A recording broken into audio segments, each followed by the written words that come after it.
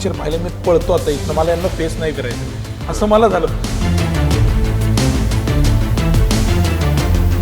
नसीर जी म्हणतात ना की ऍक्टर कभी सेटअप से बडा नहीं हो सकता.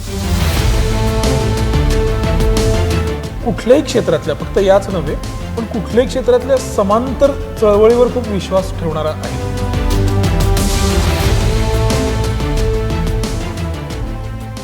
माझ्या जडणघडणीच्या पूर्ण विरुद्ध भूमिका मुळशी पॅटर्नमध्ये होती. माझ्या सौंदर्यदृष्टीच्या पूर्ण भिन्न ती भूमिका होती. माझ्या भाषेच्या पूर्ण भिन्न होती.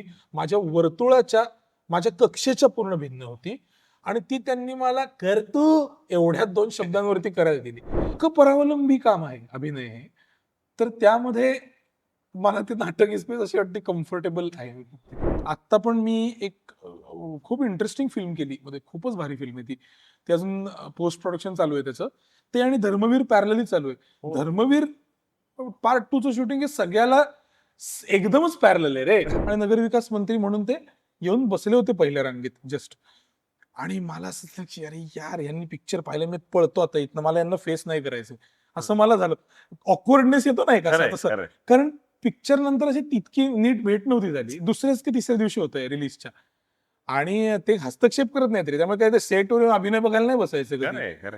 आणि ते तितके, म्हणजे तसा तो लोकनेताच आहे, पण असे अप्रोचेबल नाहीत की शिंदे साहेब जर तुमच्याशी गप्पा मार, असे नाही. ते खूप बिझी असतात, भयंकर बिझी असतात, ते हाती लागत नाहीत.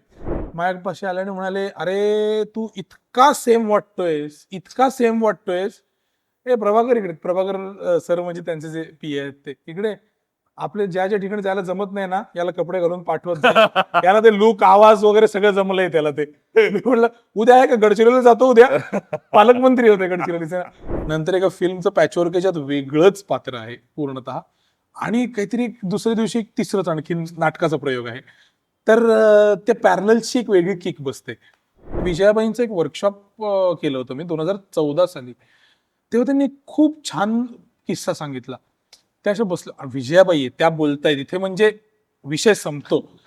खर तर ज्या वेळेला आपण आयुष्याच्या एका वेगळ्या वळणावर असतो आणि यश खुणावायला लागतं, ते क्षितिज नेमकं कसं दिसतं, तर ते आपण जाणून घेऊया क्षितिश दातेकडून. कारण ह्या सगळ्यामध्ये रंग वेगवेगळे आहेत. प्रायोगिक नाटकापासून टेलिव्हिजन, मग आता सिनेमा, असं वेगवेगळ्या आयुष्यात खुणावतंय. आणि पुणे ते मुंबई हा प्रवास जरी 4 तासाचा असला तरी यशाचा जो खडतर एक्सप्रेस वे आहे तो त्याने खूप लवकर गाठला असं म्हणता येईल. पुरुषोत्तम ते धर्मवीर 2 असा आतापर्यंतचा एक आयुष्यातला एक मैलाचा दगड मानला. तर क्षितिश, जगणं खूप वेगवेगळ्या पद्धतीने खूप बहारदार आहे असे अनुभव आलेत. आणि मला असं वाटतं की ते शेअर करावेस, कारण पुरुषोत्तमची एकांकिका आणि पणजोबांच्या नावाचा पुरस्कार, ह्याची गंमत काय खरं तर. अरे यार, एक तर मला आधी कौतुक करावं असं वाटतं त्या प्रश्नाचं. मग मला असे गुंतागुंतीचे प्रश्न आवडतात खूप. नाहीतर तो असतो ना मुद्दा सगळा, तुझा आवडता चित्रपट, तर ते नाही आहे, याचा मला खूप आनंद वाटला. Thank you so much for that. आणि काय, पुरुषोत्तम करंडक एकांकिका स्पर्धा पुण्यातली अतिशय गाजलेली आहे. त्यात ती का गाजलेली आहे, तर त्याची रोख पारितोषिक काही फार खूप पैसे मिळत नाहीत जिंकल्यानंतर. 500 रुपयाचं पहिलं अभिनयाचं पारितोषिक असतं वगैरे. त्यामुळे लोक ती पैशासाठी नाही करत. अनेक लोक स्पर्धा पैशासाठी करतात की संस्थेचं हे भलं व्हावं आणि मग आपण प्रयोग लावावेत. तर तसं नाही, ते फक्त प्रतिष्ठेचा मुद्दा आहे पुरुषोत्तम स्पर्धा हा. तर त्यात मी बसवलेली एकांकिका होती प्राणीमात्र नावाची. ती प्रणव बापट नावाच्या लेखकाने लिहिलेली, आणि आमचे सगळे टीमचे एफर्ट्स आहेत ते. तर त्यात मी वाघाची भूमिका करायचो आणि ती खूप गाजली एकांकिका. आणि it was indeed a turning point in my life in the terms of confidence. आपल्याला प्रत्येकाला एक तो धक्का बसावा लागतो ना, खरंय की आपण चालतच असतो, आपण नेटाने आणि कष्टाने चालत असतो, पण कोणीतरी एक धक्का मिळाला, तो मोमेंटम मिळतो. तसं ते त्या एकांकिकेने झालं, ज्याला मला माझ्याच पणजोबांचा नावाचं म्हणजे नटवर्य केशवराव दाते अभिनय नैपुण्य पारितोषिक मिळालं. ती माझ्यासाठी अशी म्हणजे काव्य आहे या अनुभवात, असं मला वाटतं. लिरिकल आहे हे, की म्हणजे आता माझी आजी आहे, ती केशवरावांची सून आहे, वडील आहेत, त्यांनी त्यांना पाहिलेलं आहे. तर तर त्या सगळ्यांसाठी त्यांच्या नावाचं पारितोषिक आपल्या घरी तो चांदीचा जड नटराज घरी येणं ही खूप महत्वाची गोष्ट होती आणि माझ्यासाठी पण होतीच की खूप महत्वाची गोष्ट. अर्थात होरळून जाणं हा माझा स्वभाव नाही, किंवा भारावून जाणं त्या गोष्टीने आणि मग ढिलं पडणं हा माझा स्वभाव नाही. त्यामुळे उलट त्याने काही झालं असेल तर अधिक जबाबदारीची जाणीवच झाली. त्यामुळे ही पुढचा बराचसा प्रवास इंटरेस्टिंगली करता आला, सुसह्य झाला. खरंय, ह्या सगळ्यामध्ये प्रायोगिक नाटक हा तुझा श्वास राहिलेला आहे. हो हो. आणि म्हणजे लोक इन्स्टंटली टेलिव्हिजन करतात, पण तू बाय डिफॉल्ट तू असं ठरवलंस, वेगळ्या अर्थानं हा. ग्रिप सारखं एक केलंस, वेगळ्या अर्थानं मेटासारखा पुरस्कार तुझ्या आयुष्यात आला. हो. ह्या सगळ्या गोष्टींमध्ये म्हणजे तू जे म्हणतोस जे ओघवतेपण आहे किंवा स्वाभाविकता आहे, हम्म. नटाला ह्या सगळ्यामध्ये खूप द्वंद्व असतात आणि आमिष असतात. हम्म. अशा वेळेला प्रायोगिकला नाटक पकडून ठेवणं आणि आपलं टेलिव्हिजन सिनेमा हे करत राहणं ही कास, कारण मला नाटकासाठी खूप करायचं असं खूप जण म्हणतात, पण हो. घडत काहीच नसतं. होय. अशा वेळेला जेन्युअनली ग्रिप सारखं एक थिएटर तू करतोस, वेगवेगळे प्रायोगिक प्रयोग तशा अर्थानं तू करत असतोस. हो. तर ही ही उर्मी किंवा हे येतं कुठून? स्वभावतः मला असं वाटतं की मी कुठल्याही क्षेत्रातल्या, फक्त याच नव्हे पण कुठल्याही क्षेत्रातल्या समांतर चळवळीवर खूप विश्वास ठेवणारा आहे. जी पत्रकारितेतही असेल, जी म्हणजे कला क्षेत्रात आहे, ती राजकारणात आहे, ती समाजकारणात आहे, चित्रकलेत चित्रकलेत आहे. मग एक मुख्य प्रवाह असतो कोट अनकोट, ज्याच्यातून इकॉनॉमिक्स एक मोठं वर्तुळ Drive. फिरत असतं, बरोबर. आणि एक समांतर तेच क्षेत्र असतं. तर ते लिबरेटिंग असतं खूप. त्याच्यात आकार उकार याचं भान नसतं, कमी असतं म्हणजे. तर तसं मला वाटलं की मला जेव्हा मी सुरुवात केली कामाची तेव्हा प्रायोगिक नाटकातनंच केली, तेव्हा हेच विश्व मला दिसत होतं ना, ती एकच खोली दिसत होती मला. हे हे हे एवढं आहे छान छान, आपल्याला एक एक पाऊल टाकत त्या खोलीच्या शेवटापर्यंत जायचंय. त्यामुळे मला नवीन ज्या चित्रपट मालिका गोष्टी आयुष्यात येत गेल्या, त्यांनी मला असं माझं लक्ष नाही वेधलं कधी की याच्यावरनं लक्ष उडावं, एवढं नाही वेधलं. आणि रूढार्थाने अर्थात म्हणजे माझे काही ध्येय आहेतच जी शॉर्ट टर्म असतात. म्हणजे मला फायनली मला जाऊन ऑस्कर मिळवायचं आहे असं काहीच नाहीये, पण ठीक आहे या वर्षात मला हे करायचंय, पुढच्या 2 वर्षात मला हे मिळालं तर फार बरं होईल, त्यासाठी मला काय करता येईल, ही छोटी ध्येय आहेत. पण रूढार्थाने मी असा अपस्केलर नाहीये की, नाही तर मग ते कधीतरी संपणारच आहे ना. ते जसं प्रसाद दादा म्हणाला ना, म्हणजे ते मला फार बरोबर वाटतं की पहिलं 10 याच्यात तू व्हेरिएशन देशील, मग पुढे हे जे मोजो सरांनी त्यांना सांगितलं असं ते म्हणाले की खरंच ना, मला एक्सप्लोरेशन हीच माझी यशाची व्याख्या असली पाहिजे. आणि म्हणून ते प्रायोगिक नाटक आहे, ते लिबरेटिंग आहे. त्याच्यात तुला ते प्रेक्षकाभिमुख असतंच कारण ते नाटक आहे, पण त्याच्यात ते थोडा तुला त्या अर्थी इकॉनॉमिक्सचा कमी विचार करावा लागतो. आपण खिशाला झळ कमी लागते त्या सगळ्यातनं. ते ऑन द लूप इकॉनॉमिक्स आहे त्याचं असं. त्यामुळे जगण्यासाठी कला की कलेसाठी जगणं असं कायमच हे द्वंद्व असतं यार. Correct correct correct correct. जे अगदीच शरण जातात त्या याला की सगळं त्यासाठी आणि सेल्फ एक्सप्लोरेशन नाहीच आहे, त्यांचं मला कौतुकही वाटतं, पण मी रिलेट नाही करू शकत या गोष्टीला. आणि पूर्ण या बाजूलाही असणं मी रिलेट नाही करू शकत. मला ते जगणं तर खूप पोटपाणी पैसे खूपच महत्वाचं आहे, पण मला सगळ्याच बाबतीत खूप महत्वाचं वाटतं की हा प्रकाश होतात आहे, पण हा माणूस काय करतोय कॅमेराच्या मागचा, हे खूप मला महत्वाचं वाटतं जाणून. आणि ते कुतूहल असणं, ती जिज्ञासा असणं खरं तर अनेक प्रश्नांना जन्म देतं आणि त्याच्यातून एक वेगळा प्रवास आपला सुरू राहतो. कारण तो कुतूहल, ते उत्तर शोधणं आहे ना, ती जगण्याची एक वेगळी प्रक्रिया आहे. ह्या सगळ्यात आयुष्यात मुळशी पॅटर्न आला आणि त्याच्याबरोबर आलेला एक प्रवीण तरडे आला. तर तशा अर्थानं काय सांगू शकशील ह्या सगळ्या वलयाबद्दल? गोष्ट तिथून सुरू होते आजची. प्रामाणिकपणे प्राणीमात्र एकांकिकेबद्दल मी बोललो, त्यानंतर मुळशी पॅटर्नच आहे जो माझ्यासाठी इतका मोठा टर्निंग पॉइंट ठरला.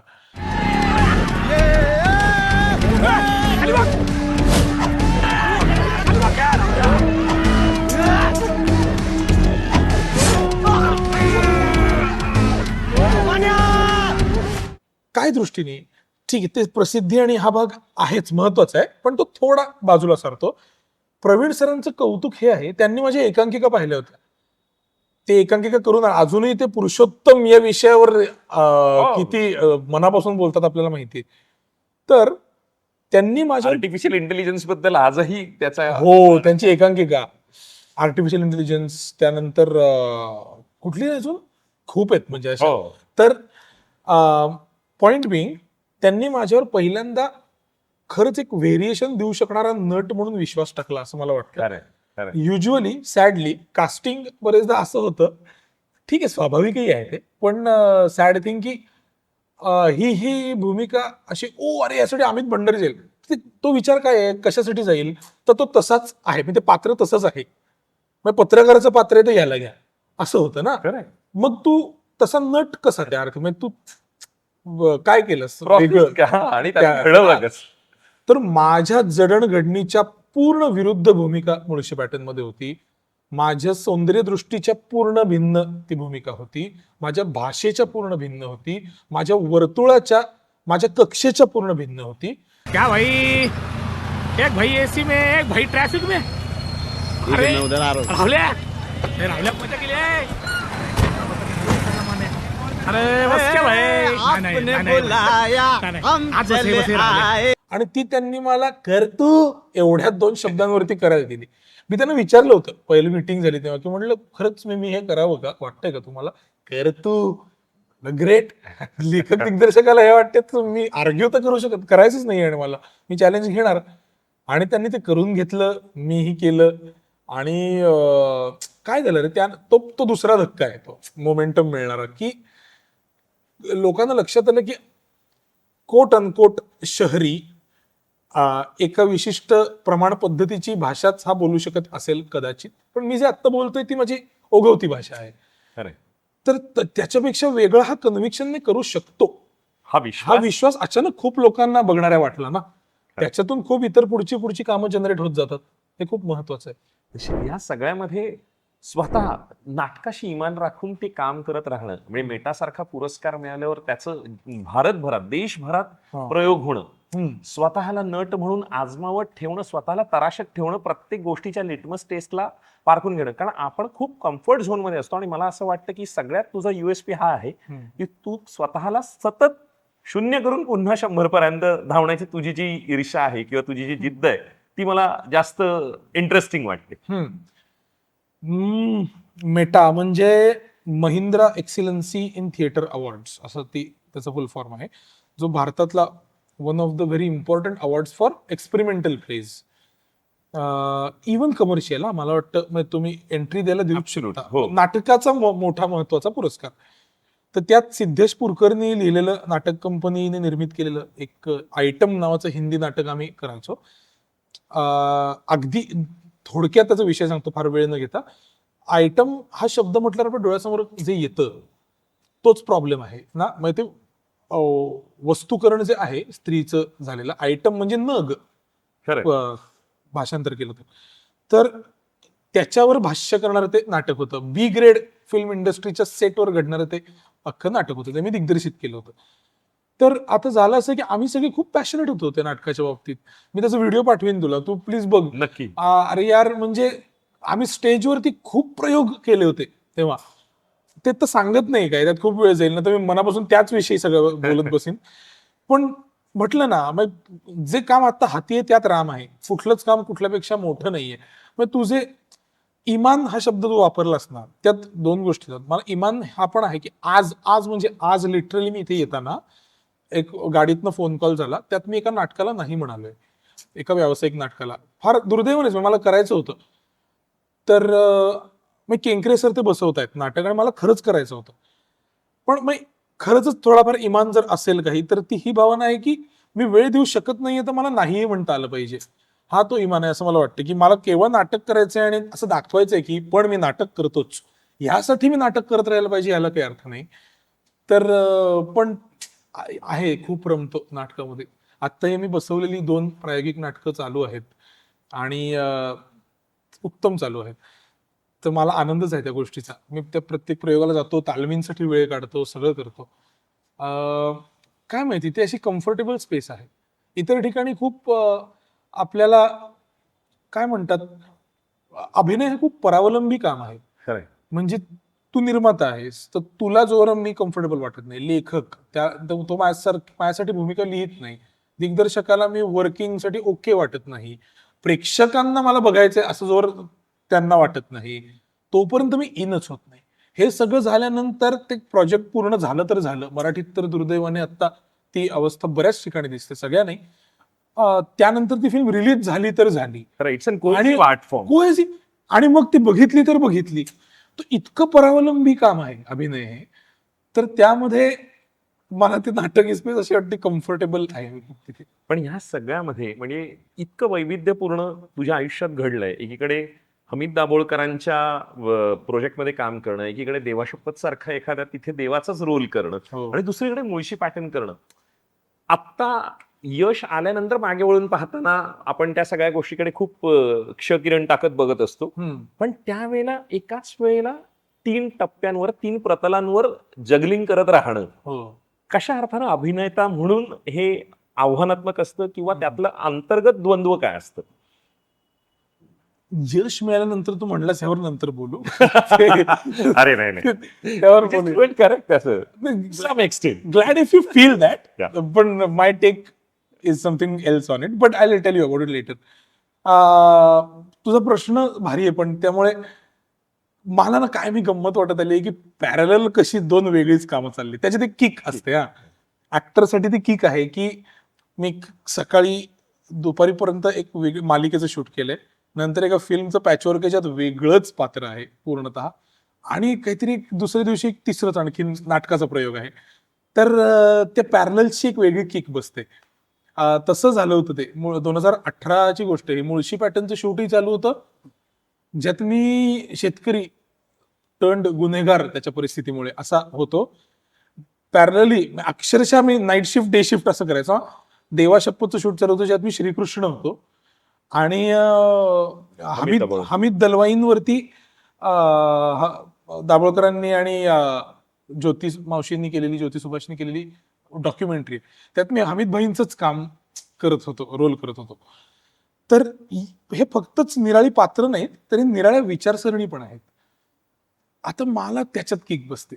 मला तेव्हा खूप भारी वाटायचं की काय मी झोन शिफ्ट काय चाललेत आपले आता.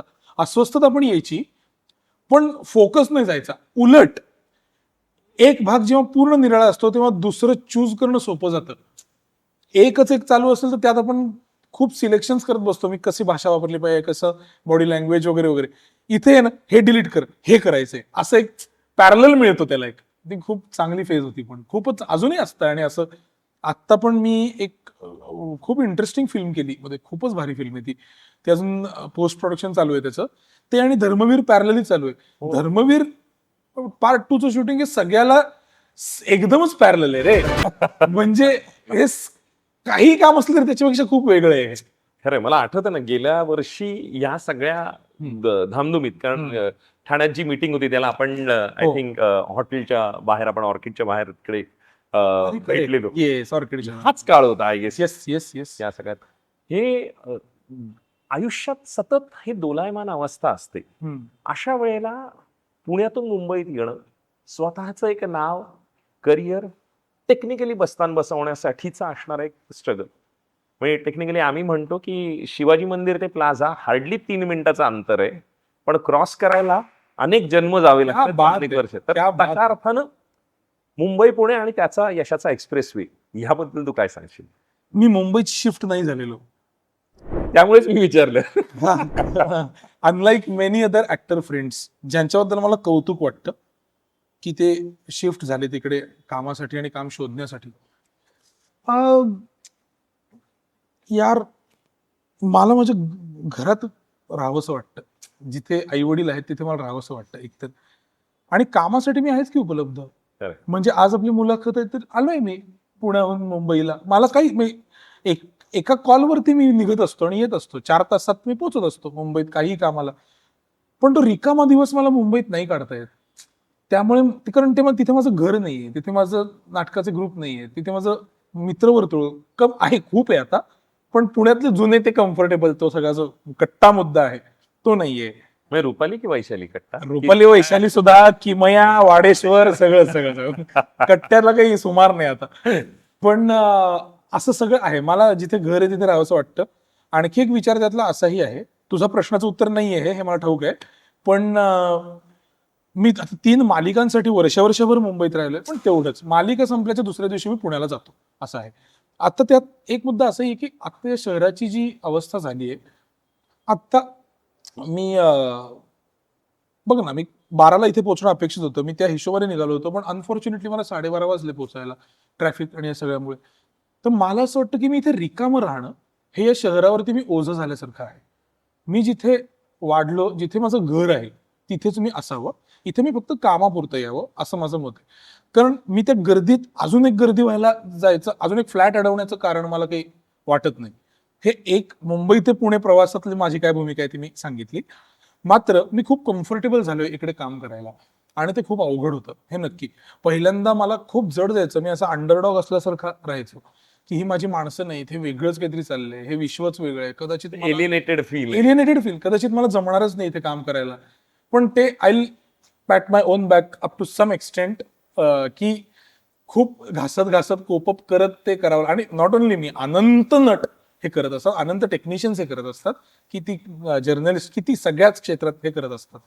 सो हे मुंबई हे वेगळी संस्कृती आता झाली. पूर्वीचा वास नाही आता मुंबईला. आता ते सगळ्या संस्कृतींचं मिश्रण आहे. आणि या ह्याच्यात रिक्षा थांबवल्यानंतर त्याशी कुठल्या भाषेत बोलायचं आहे आपल्याला कळत नाही. तो हिंदी मराठी आहे, त्याला दोन्ही कळत नाही काय आहे. कधी कधी तो म्हणतो, तो इंग्लिशमध्ये बोलतो आपल्याशी, what ever can happen. So अशा शहरात अवघड होतं थोडंसं, पण आय एम व्हेरी कम्फर्टेबल नाव. निश्चित आयुष्यातला हा टप्पा, धर्मवीर, हा मैलाचा दगड, कशा अर्थानं या सगळ्याकडे तू पाहतोयस आणि या खूपच अवघड आहे आकारात उत्तर देण्याचं. पण म्हणजे सॉरी, व्हेरी फॅक्ट दॅट तू कोणालाच मी कमी लेखत नाही, पण इतर अनेकांपेक्षा तू असे भिन्न प्रश्न विचारतोस. त्यामुळे आता टेम्पलेट्स आहेत माझ्याकडे, हा खूप छान भूमिका होती, प्रवीण सर पण खूप सपोर्टिव्ह आहेत वगैरे, हे सगळं मी करूच शकतो.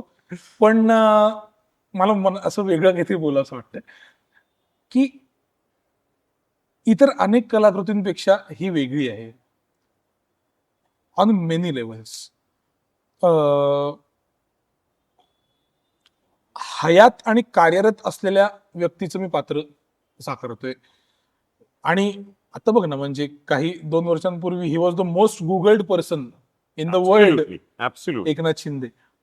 तर इतका प्रकाश होतात आणि मीडिया समोर असणारा माणूस आपण स्क्रीनवर फिक्शन असल्यासारखं सादर करणं ही कठीण गोष्ट आहे बरं का. आणि प्रवीण सर आहेत म्हणून ते शक्य आहे. याचं कारण असं की तो वेगळं रसायन आहे रे. प्रवीण तरडे हे वेगळं रसायन आहे. त्यांच्यावर सरस्वती प्रसन्न आहे. खरंय. ते काही ते भारी करतात. म्हणजे बघ, ते भारी करतात, ते ओरडतात, सगळं खरं आहे, पण ते भारी करतात. आणि त्यांच्या सपोर्टमुळे ना अचानक हे काम ठीक आहे आपल्या हातातलं होतं असं वाटू लागतं, आणि बघितल्यावर कळतं की नाही रे, खूप दिवस आपण करत होतो हे, आपण खूप कष्ट घेतले त्यावर. आणि ते फिजिकली पण टॅक्सिंग आहे रे. विग, दाढी, मिशी सगळ्या याने, ते कपडे, त्यांचे ते पांढरे कपडे बघायला छान वाटतात, ते टाईट आहेत. कॉस्ट्युम घातल्यावर कळतं की ते कम्फर्टेबल नाही आहेत हे खूप. ते तर असं सगळंच आहे. पण मला ऍक्टर म्हणून हे खूप प्रिव्हिलेज वाटतं की कामाच्या निमित्ताने वेगवेगळ्या क्षेत्रांबद्दल अचानक अभ्यास होऊ लागतो. जसं मुळशी पाटीलच्या वेळेला शेती, गुन्हेगारी, गँगवॉर या सगळ्या, हे सगळं विश्व माझं नव्हतं अदरवाईज. ते अचानक ओपन झालं, आणि आज मी अधिकाऱ्याने 4 गोष्टी सांगू शकतो त्याविषयी, एवढं नक्की माहिती आहे, मित्र आहेत. तसं या बाबतीत राजकारणाच्या बाबतीत झालं, धर्मवीरच्या बाबतीत. सो माझी मिळकत या फिल्म मधनं फक्त कौतुक किंवा प्रसिद्धी किंवा मोठ्या फिल्मचा भाग ही नाही, ही आहेच आहे, पण त्या पलीकडे एक मोठं विश्व माझ्यासाठी उघडं झालं. ज्या काही वयाचा मी आहे या सगळ्यांपेक्षा लहान आहे मी आता खूप. पण त्या याच्यात मला त्यांची जी इनर गोष्टी, सगळ्या पॉलिटिक्सची प्रोसेस काय आहे, नागरिक म्हणून माझ्यापर्यंत ज्या काही गोष्टी येतात त्याचे स्रोत काय आहेत, निर्णय काय पातळीवर होत असतात, या सगळ्या गोष्टी कळल्या. आणि आता अजून ते माझ्यासाठी स्वीकारणं जड आहे, कारण मी तितका रेडी नसताना ते माझ्यापर्यंत आलेलं आहे. मला ना हे तुझ्यातली प्रामाणिकपणा किंवा सच्चाई जी आहे ना, ती फार रेअरली अनुभवायला मिळते. अदरवाईज आपल्याला त्या गोष्टी फार घासून गुळगुळीत झालेल्या वाक्यांच्या सो कॉल्ड अवतरणांमध्ये आपण जगत असतो. हो. पण त्या सगळ्यामध्ये तुला ज्या वेळेला एकनाथ शिंदे भेटले असतील, कारण त्यांचा भूतकाळ तू वेगळ्या अर्थानं रिलीव्ह करतोस. होय. अशा वेळेला ज्या वेळेला त्यांची उत्स्फूर्त प्रतिक्रिया ज्या वेळेला तू पहिल्यांदा आला असेल त्यावेळेला ती नेमकी काय होती, आणि आता एक सोकोल्ड आपण सीझन देऊन जातो ना त्यांच्या ह्याला, हो. तरी अशी एखादी कोणती प्रतिक्रिया की म्हणजे की इंटरेस्टिंग आहे जी शेअर करावीशी वाटेल अशी? एक तर ते खूप मितभाषी आहेत, त्यामुळे कौतुक असलं तरी ते असं ओव्हरवेल्मिंग. भयंकर आवाजात नाही कौतुक करत ते. पण 2 मोमेंट्स आहेत जे मला अगदी नक्की सांगायचे वाटतात. एक कार्यक्रम मी होस्ट करत होतो आणि जस्ट धर्मवीर पार्ट 1 रिलीज झाला होता आणि मी स्टेजवर होतो आणि नगरविकास मंत्री म्हणून ते येऊन बसले होते पहिल्या रांगेत जस्ट. आणि मला असं झालं की अरे यार, यांनी पिक्चर पाहिलं, मी पळतो आता इथनं, मला यांना फेस नाही करायचं असं मला झालं. ऑकवर्डनेस येतो नाही का खरंय, तसं, खरंय. कारण पिक्चर नंतर अशी तितकी नीट भेट नव्हती झाली. दुसऱ्याच की तिसऱ्या दिवशी होतंय रिलीजच्या, आणि ते हस्तक्षेप करत नाहीत रे, त्यामुळे काय ते सेटवर अभिनय बघायला नाही बसायचं कधी. खरंय, खरंय. आणि ते तितके म्हणजे तसा तो लोकनेताच आहे, पण असे अप्रोचेबल नाहीत की शिंदे साहेब जर तुमच्याशी गप्पा मार, असे नाही. ते खूप बिझी असतात, भयंकर बिझी असतात, ते हाती लागत नाहीत. ते एकाच दिवसात 3-3 जिल्हे फिरून कामं करून येत असतात घरी रात्री 2 वाजता. तर तसं काही रोज ते गप्पा नव्हत्या झाल्या माझ्या त्यांच्याशी. आणि मी त्यांच्याकडे बघितलं, असंच बघा पोडियमवर आहे मी, असं माईक आहे समोर, काहीतरी गॅप होता, टीपी सेट होत होता, तोपर्यंत त्यांच्याकडे बघितलं आणि तेव्हाच केलं, ते असं केलं. त्यांना म्हटलं ओके ना, तर त्यांनी मला वा वा वा, ते माझ्यासाठी खूप भारी होतं. क्या बात. म्हणलं क्या. आणि नंतर ते स्टेजवरनं म्हणाले आणि अनेक वेळेला म्हणाले काम खूप आवडल्याबद्दल. आणि आणखी एक मोमेंट असा की फिल्मच्या प्रीमियर नंतर ते मुद्दाम माझ्यापर्यंत आले. It was a big thing. मी म्हटलं एवढी गर्दी, मी आपलं बसलो होतो तिकडे, म्हणलं चालू दे, लोक फोटो काढतायत वगैरे. मी बसलो होतो, माझ्यापाशी आले आणि म्हणाले, अरे तू इतका सेम वाटतोयस, इतका सेम वाटतोयस. ए प्रभाकर इकडे, प्रभाकर सर म्हणजे त्यांचे जे पी आहेत ते इकडे, आपले ज्या ज्या ठिकाणी जायला जमत नाही ना, याला कपडे घालून पाठवत जा. याला ते लुक, आवाज वगैरे सगळं जमलंय त्याला. ते मी म्हटलं उद्या आहे का, गडचिरोलीला जातो उद्या, पालकमंत्री होते गडचिरोलीचे. म्हटलं जातो जातो, चला भट्टे काकांना घेऊन चला, कारण भट्टे काका हे त्यांच्यामुळे तो लुक. आणि म्हणून बघ ना, ती पण गंमत आहे. त्याचं क्रेडिट मला नाही घ्यावं असं वाटत, उलट मला थोडं असं हे होतं, लोक जे म्हणतात तू सेम शिंदे साहेबांसारखा दिसतो रे. ओके मॅम, थँक्यू, पण मी दिसणे ह्यात माझं काहीच नाहीये. ते विद्याधर भट्टे आणि मानसी अत्तरडे जिनी कॉस्ट्युम केले जातं पार्ट 2 चे, त्या दोघांचे क्रेडिट आहे. त्याच्यात प्राण ओतणं आणि तसं वाटणं हे माझं क्रेडिट, आणि प्रवीण सरांचं, डीओपी, निर्माते, सगळ्यांचाच म्हणून. अभिनय ते खूप खूप कॉन्ट्रीब्युशन होऊन तयार होणारी गोष्ट आहे ती. जसं नसीरजी म्हणतात ना की ऍक्टर कभी सेटअप से बडा नहीं हो सकता. किती मोठं वाक्य आहे, किती मोठं वाक्य आहे. त्याच्यात डीप गेलं ना तर की मी काही विचार करून येईन रे, दिग्दर्शकाला तसं ते दाखवायचं वाटतंय का, मी खूप वर्किंग केलंय, पण डीओपी तसं शॉट घेतोय का, मी आता हे मी माझं म्हणणं हे पात्र पाय हलवेल, पण माझं सगळे एक्स्ट्रीम क्लोज मध्ये जर खेळ, काय काय अर्थ आहे या मोमेंटला मी केलेल्या वर्किंगला. हे सगळं जुळून आलं, पण एडिटरला वाटलं की हे स्टोरीमध्ये बिन महत्वाचं आहे, मी जातो. हे ऍक्टर कभी सेटअप से बडा नाही हो सकता, हे खूप महत्वाचं आहे. त्यामुळे जर काही माझं काम बरं वाटलं असेल तर ते सेटअपचं कॉन्ट्रीब्युशन आहे. मी कधीच ते मी खूप हे केलं, मी कष्ट, असं नाहीये त्यामध्ये. आणि ही जाणीव असणं आणि ही या वयात असणं हे फार महत्वाचं आहे असं मला वाटतं. या सगळ्यामध्ये आत्ता म्हणजे फर्स्ट पार्ट मध्ये तशा अर्थानं बऱ्यापैकी आनंद दिघे साहेबांचं म्हणजे प्रसादचं काम होतं. हो, आत्ता बऱ्यापैकी फोकस हा तुझ्यावर शिफ्ट होताना दिसतोय, कारण ठाण्यामधला एक दाढीवाल्यानंतर दुसऱ्या दाढीवाल्याकडे सूत्र येत आहे, तो तशा अर्थानं गौरवशाली वारसा आहे जो संघर्षाचा आहे. तर ह्या सगळ्या तुझ्या म्हणजे तुझा उदय टेक्निकली किंवा असणारं कार्यक्षेत्र विस्तारलं जात आहे असा जो भाग येतोय, ती ही जबाबदारी, त्याची जाणीव किंवा असणारे डायमेन्शन्स रिलेशनशिपचे बदलत आहेत. होय, होय. असे कंगोरे जे आहेत ते डायनामिक्स बदलले जाणं आणि त्याला त्या परिघावर खेळत राहणं, ह्या सगळ्याचा असा ऍक्टर म्हणून किंवा अर्थात महेश निमय आहे, प्रवीण तरडे आहे, भोवताल आहे, पण तरीही एक स्वतःच एक काहीतरी देणं लागतो ना त्या भूमिकेला, त्या व्यक्तिरेखेला. तर त्याचा विचार तू कशा अर्थाने केला? हो, पुष्कळ काम आहे माझं या सिनेमात, पहिल्या भागापेक्षा खूपच जास्त आहे अर्थात, पण सिनेमा दिघे साहेबांचा आहे, प्रश्नच नाही. खूप गोष्टी बदलल्यात मधल्या काळात, त्यामुळे अभिनय करताना ती जबाबदारी मी अभिनय करताना सगळ्या क्रूची पण वेगळी जबाबदारी होती यावेळेला. आणि माझी होती की ठीक आहे यार, बॉडीली अटायर आणि या सगळ्या ना एका पॉइंटला टेक्निकली थ्रू होणाऱ्या गोष्टी आहेत. तसा आवाज, तसं वाटणं, तसं दिसणं अवघड आहे, पण हाती लागतं एका पॉइंटला. पण मला खूप महत्वाचं वाटलं मधल्या काळात जे सगळं घडलं ते सगळं समजून घेणं ही फिल्म करण्याआधी नीट. आणि माझ्यासाठी त्यासाठीचे ॲसेट्स आहेत मंगेश देसाई आणि त्यांच्या भोवतालची इतर लोक, सचिन जोशी सर आणि सचिन जोशी सर असतील, प्रभाकर सर असतील, ही माणसं, आणि इव्हन प्रवीण सर जे सतत त्यांच्याशी बोलत राहिले होते पूर्वी, कारण ढिगे साहेबांबद्दल रिसर्च करायचा होता त्यांना. तर प्रवीण सर पण आहेत. आणि प्रवीण सरांना राजकारण, समाजकारण हे इन अँड आउट कळतं. ती त्यांचं काय त्यांना माहिती आहे, देणगी आहे. त्यांना देणगी आहे त्यांना.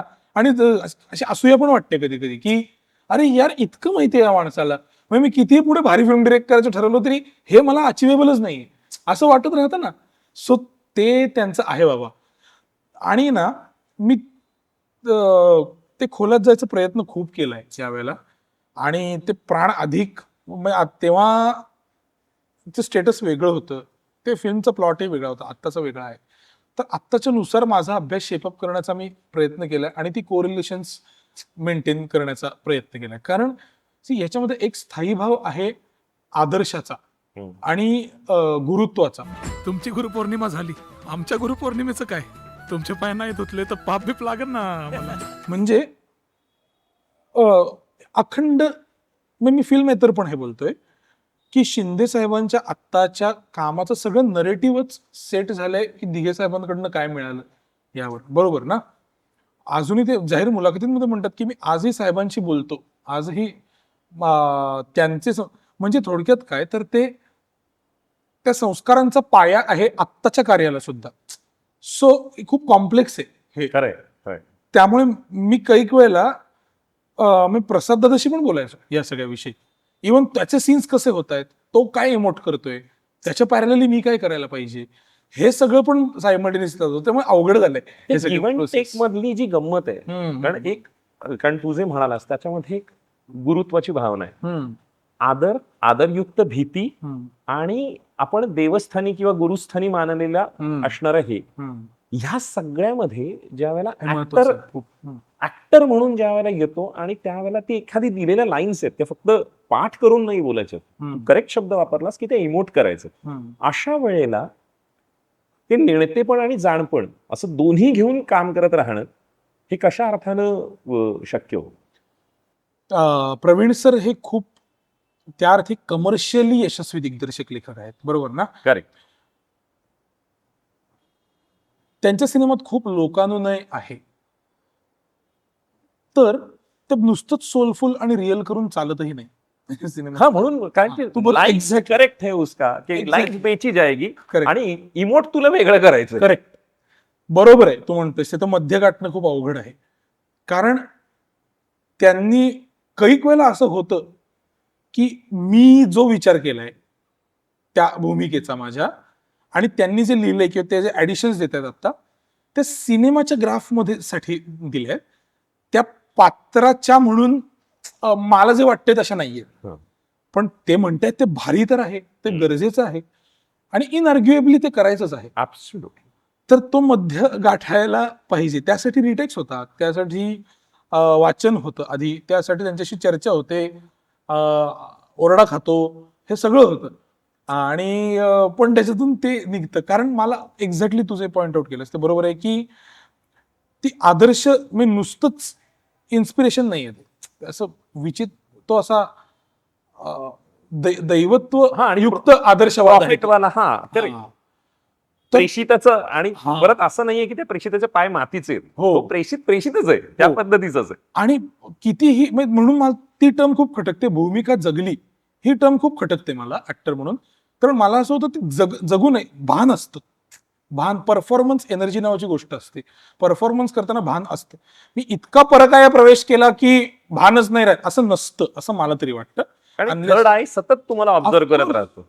जे मी विजयाबाईंचं एक थोडं अवांतर बोलतो, पण विजयाबाईंचं एक वर्कशॉप केलं होतं मी 2014 साली. तेव्हा त्यांनी खूप छान किस्सा सांगितला. त्या अशा बसलं, विजयाबाई त्या बोलतायत इथे, म्हणजे विषय संपतो. त्या म्हणल्या की संध्याछाया नाटकामध्ये एक असा मोमेंट होता की मी त्यांच्या मांडीवर डोकं ठेवून ढसा ढसा रडते आणि माझ्या डोळ्यातनं पाणी येतं. आता त्याने ते करून दाखवलं कोणातरी मांडी की मी अशी बसले ढसा ढसा रडते, डोळे भयंकर पाणावलेले आहेत. तर याच्यात आता मी हा विचार करायचा का की मी थोडं प्रेक्षकांकडे चेहरा करते म्हणजे माझ्यावर Light प्रकाश येईल, ते अश्रू माझे चमकतील, आणि हा विचार करायचा का मी आता त्या ट्रू मोमेंट मध्ये. तर लोक हसल्याने म्हणले नाही नाही. ती म्हणलं मूर्खांनो, हो करायला पाहिजे हा विचार. मी त्यांच्यासाठी करते ना ही कलाकृती. माझ्या अनुभवापुरतं हे थांबलं तर नाटक या गोष्टीला अर्थ काय, ज्यात हे लग्न लागलंय कलाकार आणि प्रेक्षकांचं. तर मी ते भान ठेवायला हवं. आणि it was shocking for everyone की त्यांनी तो विचारला ना प्रश्न, करायला पाहिजे का मी नाही नाही नाही. अरे हो मूर्खांनो. ते सगळे बिलीफ सिस्टीमच तुटली लोकांची. तर प्रवीण सरांकडनं मी खरोखर काय शिकलो असेल ना, आणि खूप महत्वाचं आहे, तर मी हेच शिकलोय की ट्रुथ, खूप लोक ट्रुथ शोधत असतात त्या प्रसंगातलं, जे खूप बरोबर आहे आणि ते ट्रुथ शोधलंच पाहिजे. पण ते प्रेक्षकाच्या नजरेतनं रंजक ट्रुथ आहे का, हा खूप महत्वाचा गोष्ट आहे. जे प्रसाद दादा म्हणला ना की त्याचा एक डोळा बाहेरून बघत असतो पिक्चरकडे, तो मार्केटिंग प्रमोशन ह्याच्यावर लक्ष देत असतो शूट करताना. कित्येक वेळेला म्हणजे मी शब्दात सांगू शकत नाही कारण ते भाषा फार वेगळी आहे त्यांची, पण ते शूट करताना खूपदा हे सांगतात, हा चालू आहे ना, क्लोज आहे, हा आता असं कर, एकदा असं म्हण, एकदा असं म्हण, आणि आपण ते होल्ड करून म्हणतोय म्हणतोय, झालाय शॉर्ट झालाय ठरलेला, पण म्हणतोय म्हणतोय म्हणतोय म्हणतोय, आता एक असं म्हण, हा हे या प्रेक्षक वर्गासाठी आहे, हे असं म्हण, हा हे या प्रेक्षक वर्गासाठी आहे, ओके आता माझ्यासाठी एक अशी एडिशन घेऊन ठेव, लागली तर लावीन मी एडिटला. मग मी हे म्हणतो. असं एक लग्न लागल्यानंतर शॉर्टकट होतो. तर त्यांना खूप भान आहे या गोष्टीचं. त्यामुळे तू म्हणतोस ते आता ते प्रॅक्टिसने आले त्यांच्यावर काम. मुळशीला Correct. नव्हतं जमत, खूप ओरडा खाल्ला, खूप ओरडा खाल्ला. हंबीररावला थोडं आलं, धर्मवीर पार्ट 1 ला आलं, पण तेव्हा पात्राचा प्रॉमिनन्सच असा होता की ते शेकी थोडस झालं तरी ठीक होतं. आता ते भान बऱ्यापैकी त्यांच्या मी जवळ गेलो, त्यांच्या अंडरस्टँडिंगच्या, असं मला वाटतं की मी माझं एक ट्रुथ घेऊन आलोय, तुम्ही मला एक देताय, आणि एक आहे भान जे प्रेक्षकांसाठीच आहे. ते सांगता नाही येणार कसं, पण ते करण्याची मजा आहे. क्षितिश, गप्पा मारताना खूप मजा आली, कारण तू जे अवांतर म्हणालास ती माझ्यासाठी खूप रंजक असणारी गोष्ट होती. आणि तू असाच रंजक राहा. Wish you love luck and success. आणि तू जे म्हणालास की काही अनअचिवेबल आहे, त्या अज्ञाताचा शोध आणि त्याची अचिव्हमेंट, या दोन्ही गोष्टींसाठी तुला आभाळभर शुभेच्छा. Wish you love luck and success. आणि लेट्सअपशी आपलेपणाने बोललास त्याबद्दल मनपूर्वक आभार. तू अज्ञाताचं बद्दल बोललास आता, ते कुसुमाग्रजांची मला एक ओळ आठवते, अदृश्यातील आदेशांचे ओझे फक्त वहाणे, माझे जगणे होते गाणे. ते काही नाही, कुठले तरी एक फोर्स आहे जो आपल्याला काहीतरी करायला लावतोय, करून घेतोय, आपण ते सेल थ्रू इट, एवढंच आहे आपल्या. आणि यशाचा वेणू गगनावरी जावा तुझ्या. खूप Thank- खूप wish you thank love you, luck Amit. Success. Thanks.